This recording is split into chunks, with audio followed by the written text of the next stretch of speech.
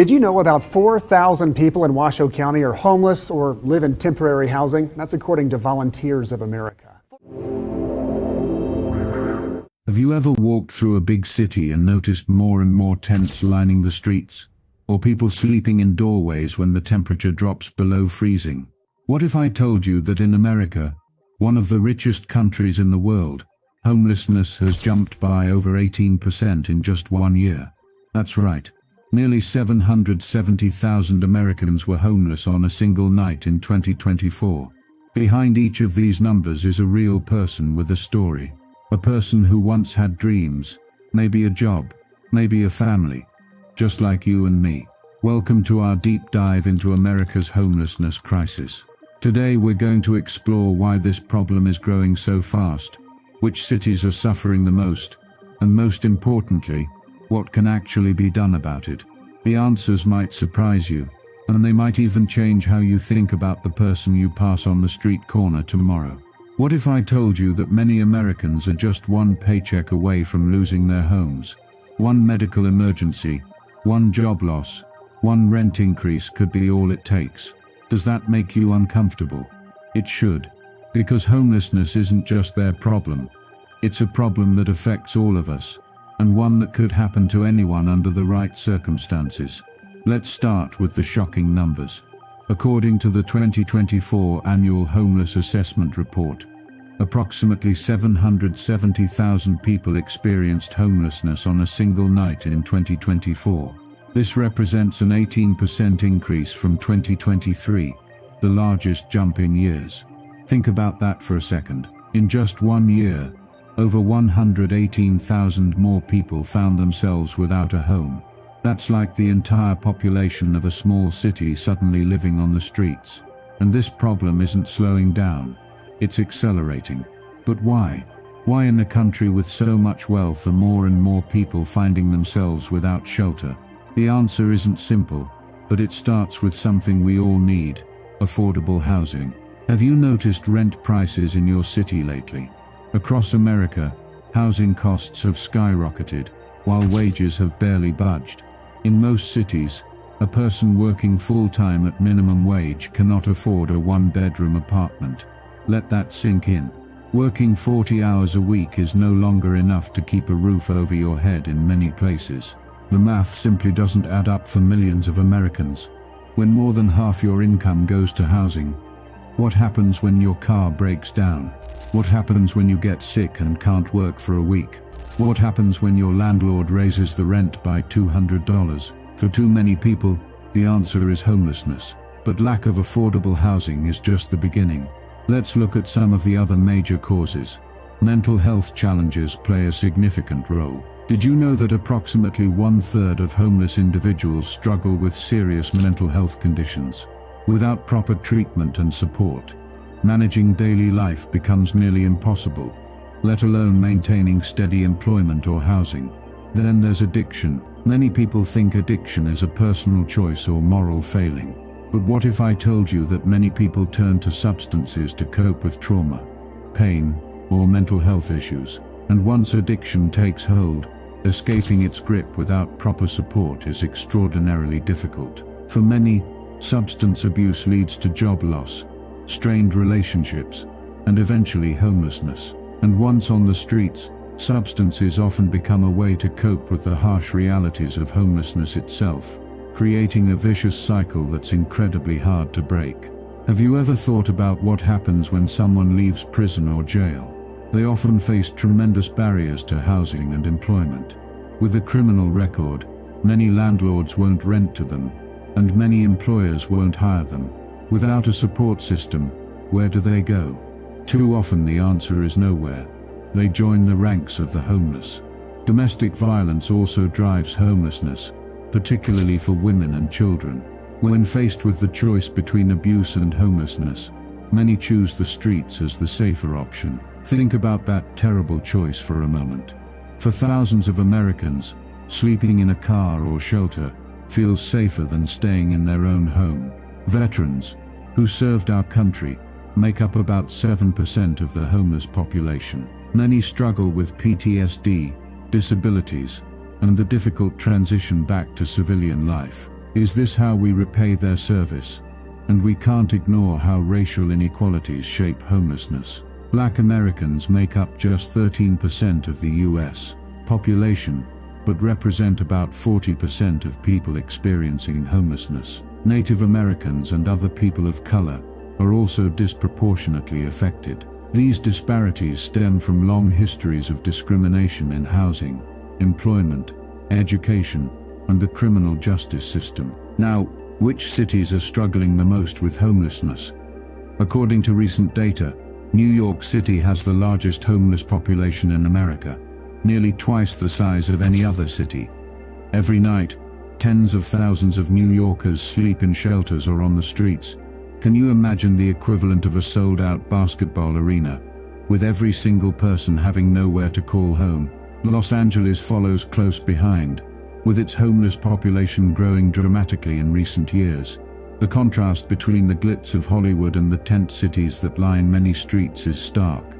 What happens to a city when so many of its residents have no place to live? Chicago, Seattle, and Denver round out the top 5 cities with the largest homeless populations. Together, these 5 cities account for more than 1/3 of all homeless people in America. But the crisis isn't limited to major urban centers. Some states have seen alarming increases. Homelessness in New Hampshire and New Mexico increased by more than 50% from 2022 to 2023. Vermont, Maine, Montana, Colorado, and Alaska also saw significant jumps. What would it be like to spend just one night without shelter? To not know where you'll sleep, or if you'll be safe? To carry all your possessions with you wherever you go? For hundreds of thousands of Americans, this isn't an exercise in imagination. It's their daily reality. Let me share a story that puts a human face on these statistics. James worked as a carpenter for 20 years before a serious back injury left him unable to continue his trade. With limited education and specialized skills that he could no longer use, he struggled to find new work. His savings ran out after 6 months.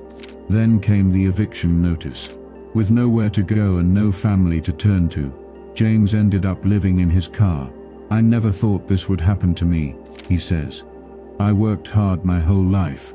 I paid my taxes. I did everything right. And then one accident changed everything." James spent 8 months living in his car before connecting with a housing program that helped him find an affordable apartment and retrain for a desk job. He was one of the lucky ones. Many others remain trapped in homelessness for years. Or consider Maria, a mother of 2 who fled an abusive relationship with nothing but her children and a few belongings. The local domestic violence shelter was full, with no immediate family to help and limited savings. She bounced between motels until her money ran out. Eventually, she and her children spent several nights sleeping in their car before finding space in a family shelter. "The hardest part wasn't being homeless myself," Maria recalls. "It was looking at my kids and knowing I couldn't give them a home, seeing the fear in their eyes when we had to sleep in the car. That broke me." Maria's story highlights another troubling aspect of America's homelessness crisis. Families with children make up about 30% of the homeless population. Can you imagine being a child with no place to call home? No bedroom, no quiet place to do homework, no address to give to friends. Perhaps the most troubling trend is the rising number of elderly people experiencing homelessness. People over 65 are now the fastest growing segment of the homeless population. After working their entire lives, many seniors find that Social Security isn't enough to cover rising housing costs. Others face expensive medical bills that drain their savings. By 2030, the number of homeless seniors is expected to triple, unless something changes. Think about that grandmother you pass sleeping on a bench.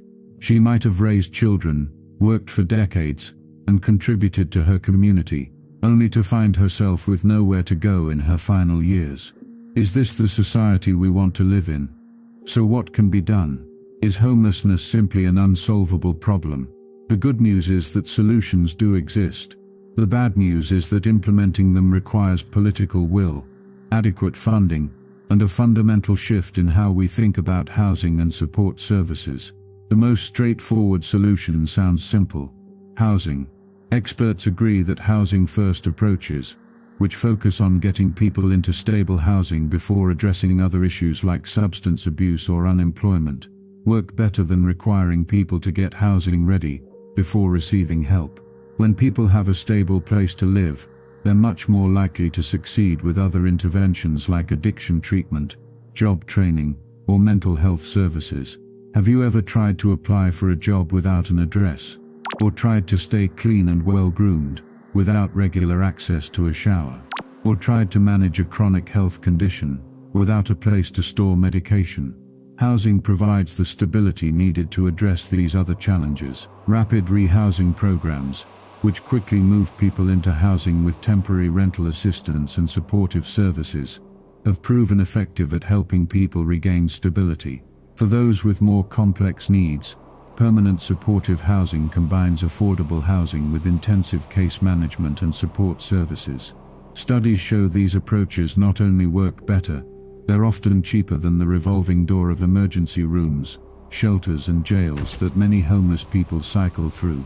Prevention is another key strategy.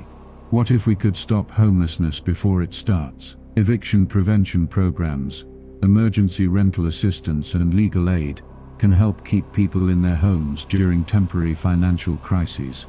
For every family that doesn't become homeless in the first place, that's one less family that needs to be rehoused later. But none of these solutions work without addressing the fundamental shortage of affordable housing. America needs millions more affordable housing units than currently exist. Building more affordable housing, preserving existing affordable units, and expanding rental assistance programs are all necessary steps. And we need better systems for people leaving institutions like foster care, hospitals, and correctional facilities. Too often people are discharged with nowhere to go, setting them up for immediate homelessness. What if every person leaving these systems had a housing plan and appropriate supports? Mental health and substance abuse treatment must also be more accessible. In many communities, people wait months for treatment beds or can't afford care at all. Expanding Medicaid and increasing funding for community mental health centers would help more people get the care they need before reaching a crisis point. Communities that have made progress on reducing homelessness share some common approaches. They coordinate their efforts across different systems and organizations. They use data to track outcomes and adjust strategies. They engage people with lived experience of homelessness in designing solutions. And perhaps most importantly, they treat housing as a basic human need rather than a reward for good behavior. Let's return to the human side of this issue. Homelessness isn't just about numbers, it's about people. People like David, who served 2 tours in Afghanistan, only to return home with PTSD that made it difficult to hold a job. The crowds, the noises, sometimes I just couldn't handle it. He explains. My flashbacks got so bad, I couldn't work regular hours. Then I couldn't pay rent. Then I was on the street, which made everything worse. After 3 years of homelessness, David connected with a veterans housing program that provided both an apartment and mental health services. Having my own place again, it gave me the chance to breathe, to heal, he says. You can't recover when you're just trying to survive each day. Or consider Sarah, who aged out of foster care at 18, with no family support and limited life skills. Nobody taught me how to find an apartment, how to budget, how to apply for college financial aid, she says. I was just suddenly on my own. Sarah couch surfed with friends for months before ending up in a youth shelter. Eventually, a transitional housing program helped her get on her feet, enroll in community college, and find steady employment. These success stories show what's possible when we provide the right supports. But for every person who finds their way out of homelessness, many others remain trapped. And each day on the streets makes recovery harder. Physical and mental health deteriorates. Trauma accumulates. Hope fades. So what can you do? Start by understanding that homelessness is not inevitable. It's the result of policy choices, funding priorities, and social systems that can be changed. Support organizations in your community that are working on solutions. Volunteer, donate, And perhaps most importantly, vote for policies and leaders who prioritize affordable housing and support services. When you see a homeless person on the street, remember that you're looking at someone who once had a home, just like you. Someone who has a story. Someone who deserves dignity and compassion. And someone who, with the right support, could have a home again. The rise in homelessness across America's cities is a complex problem, but it's not an unsolvable one. We know what works. The question is whether we have the collective will to implement solutions at the scale needed. As you leave this video, I hope you'll ask yourself, what kind of society do we want to be? One where hundreds of thousands of people have no place to call home? Or one where we ensure that everyone has access to safe, stable housing and the support they need to thrive? The answer to that question will shape not just the lives of those currently experiencing homelessness, but the kind of communities we all live in. Because ultimately, how we treat our most vulnerable members reflects who we are as a society. And right now, we can do better. Thank you for joining me on this deep dive into America's homelessness crisis. If you found this informative, please like this video, subscribe to our channel, and share this with others who might benefit from understanding this critical issue. In the comments, I'd love to hear your thoughts on solutions to homelessness in your community. Until next time, take care of yourself, and look out for others around you who might be struggling.